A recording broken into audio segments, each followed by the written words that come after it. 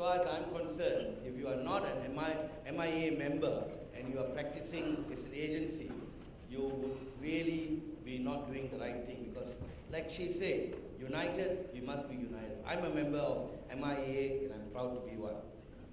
Right. Okay, thank you very much.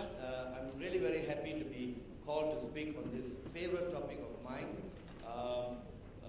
When I first ventured into agency, this is an area that actually helped me survive, and I believe the office market is a market that a lot of estate agents can do some good deals with. But most importantly, you have to be familiar with the market. You have to know what you're doing in order to serve your client best. And this is why I think this topic is good and relevant for you all. Okay, before we begin, I'm going to talk briefly about the market. And talking about the market, it's going to be quite boring. Yeah, a lot of statistics, figures. But at the end of the day, I really want to share what I see the trends in the market is like. And that's where I like to spend more time talking about. And then maybe after that, venture on to say what it means to all of us, yeah?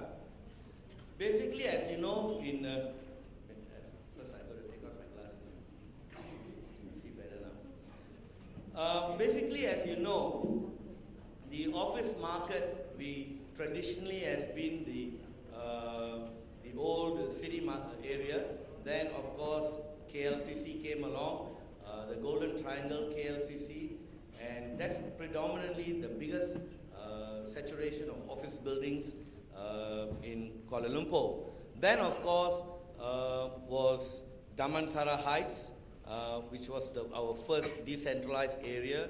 Then came about KL Central, Mid Valley, Bangsa, and also Bangsa South of late. I'm going to be focused on these areas. I'm not going to cover the PJ area. I'm covering mostly KL and KL Fringe. Basically, before I run through the thing, my presentation, I'd like to let you know, as far as the office market is concerned, it is actually fairly resilient in 2012, despite the number of new completions that has come into the market. And while rental rates are holding steady in some tenant-favored environment, average occupancy rates have, however, slipped a bit. So, in other words, although there's so much of new supply coming in, the rents are pretty stable.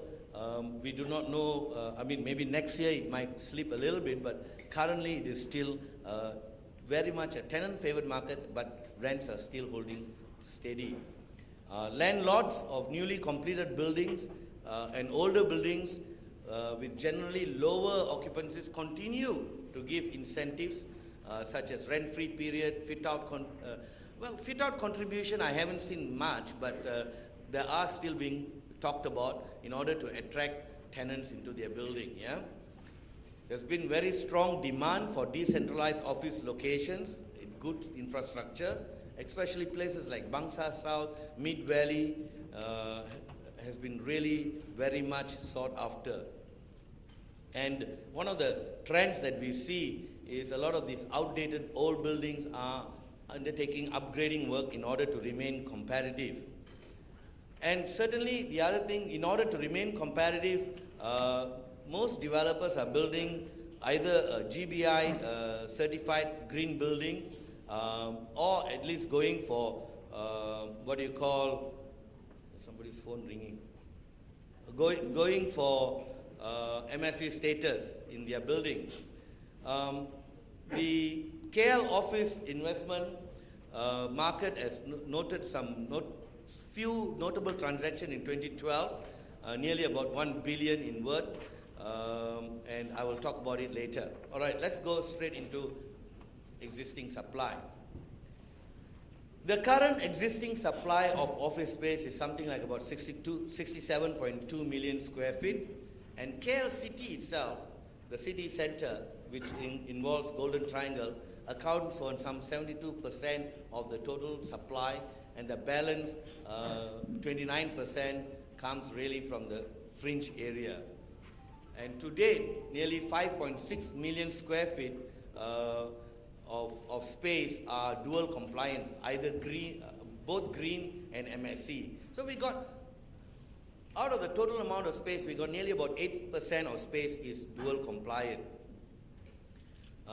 And other major office locations in Klang Valley include, as you know, Cyberjaya, PJ, Mutiara Damansara, Banda Utama. And these areas are certainly becoming a lot more attractive. These are samples of some prime A+ buildings. We know Integra Tower, some 25,000 odd square feet, floor plates. Asking rents is about $11 a square foot. And of course, you can do deals lower than that, depending on your client, on your tenant, depending on the amount of space they take up. Binjai, 13,000 square feet floor plates, asking about $750 per square foot. You got Petronas Tower 3, which is pretty much fully taken up now, at about $1250 per square foot. Felda, Platinum Park, that is, asking 9, but you can do deals lower depending on the number of space that you require. And of course, Brunei Darussalam, a building that we manage ourselves, but it's actually asking rents about $850 per square foot. Completions. Last year, we saw some 2.4 million odd square feet completed in KL City. And in the fringe, we saw some 3 million over square feet. So that's certainly a trend that we are seeing, a trend where the fringe area completions are a lot more than within the city. And buildings that were completed and issued CF, like Worldwide, Tower 3, Felda, Binjai, Menara Darussalam, Integra, were completed. And in the fringe, of course, the Horizon Phase 2, Dua Central, which is all TNB, and 3 blocks in KL Central. And we saw some about 8.1% of space completed in Kuala Lumpur over the last year and up to the first quarter of this year. And new buildings generally, when completed within a year, they average about 30% occupancy, while in the fringe, we saw it perform better with an overall occupancy of about nearly 80%. Right, future supply. This is what we see. Between 2013 and 2015, we're going to see another, this is opportunity for all of you, another 12.8 million square feet coming on stream. By 2015, in KL itself, we're going to see the total cumulative supply increase to about 80 million from 67 million now, which is about 19% growth over the next 3 years. Now, if you go to any other developed country, you will see that statistic to be not more than 5%. So you can see in our country, because we are developing or what, because we haven't really got very good prime office space, we are seeing nearly a 20% increase in the next 3 years. 2013, the bulk of incoming supply is from KL fringe. Again, another trend that is very much seen in many other markets, with about 4.1 million square feet coming. And as of 1Q 2013, 1.4 million square feet of this space have been completed. Can you believe that, yeah? And buildings due for completion later in this year is Menara LGB, that's the one in Taman Tun, looking grand and mighty.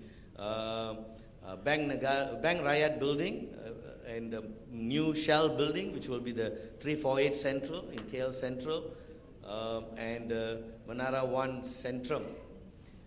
Now in KL City, 2 buildings are due for completion, which is Hap Seng 2, which is also a very nice building on Jalan Sultan Ismail, and Crest Sultan Ismail, which is the one at the back of Renaissance. Existing and future supply. By 2015, again, KL City is to grow by 13.7%. Fringe is by 32.8% by 2015. Yeah? And between 2013 and 14, the bulk of supply will come from the fringe, as I've said earlier. And in KL City, the Warisan Merdeka, which is the PNB's development on our Stadium Merdeka site, is expected to have a net lettable area of 2.2 million. But that will be pretty much mostly, half of it is to be occupied by PNB themselves. Future supply, you will see in 2013, these are the buildings that's coming up, 580,000 square feet coming up in KL City, as I mentioned, and 2014, another 2 million, 2015, another 4 million. I won't go through the buildings because you can read, yeah? And in the fringe, you've got, in 2013, 2.7 million, and a lot of that, you may notice, is coming in KL Central location, yeah? So this area is certainly going to be an area where there are going to be plenty of opportunities to do leasing deals, and also plenty of opportunity for possibility for rents to be a bit more competitive in this location. In 2014, we'll see another 2.4 million square feet coming, also quite a bit in central location. And by 2015, we're going to see the Mid-Valley's last building on their side there. It's called South Point coming up, and all the vertical, and also Damansara City 2. That's finally coming into the market, which is a development near Pusat Bandar Damansara. And of course, I think I need not go through this. I'm sure Ho Chin Soon would have gone through this, but what I need to let you know is that these areas are going to be hot areas as far as office location, and not only office in terms of apartment. Yeah? All these locations where MRT is coming by, I need not tell you this. You can see it. The trend happened everywhere in the world. So these are areas, hotspots that you may want to look at. And occupancy for purpose-built in KL declined a bit last year from 85 to 80.